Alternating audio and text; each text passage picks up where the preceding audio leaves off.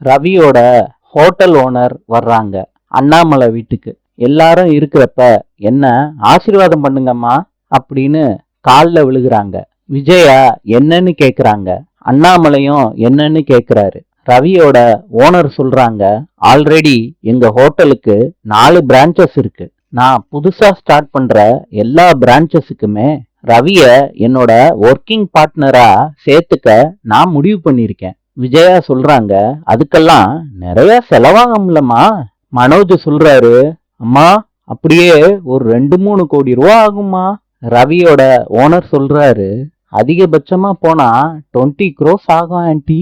இத கேட்டுட்டு விஜயா வாய பொளந்துடுறாங்க.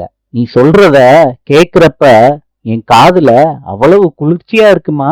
விஜயா மனசுக்குள்ள நினைக்கிறாங்க, ஸ்ருதி பணக்கார வீட்டு பொண்ணு ஹோட்டல் ஆரம்பிக்க போறேன்னு சொல்றா. ஆனா இவ பெரிய பணக்காரியா இருக்காளே, நிறைய ஹோட்டல் ஆரம்பிக்க போறதா சொல்றாளே ரவி பேர்ல. ரோகிணிய வெட்டி விட்டுட்டு மனோஜுக்கு இவளை கல்யாணம் பண்ணி வச்சா எப்படி இருக்கும் நினைச்சு பாக்குறாங்க விஜயா. நாளை சந்திப்போம்.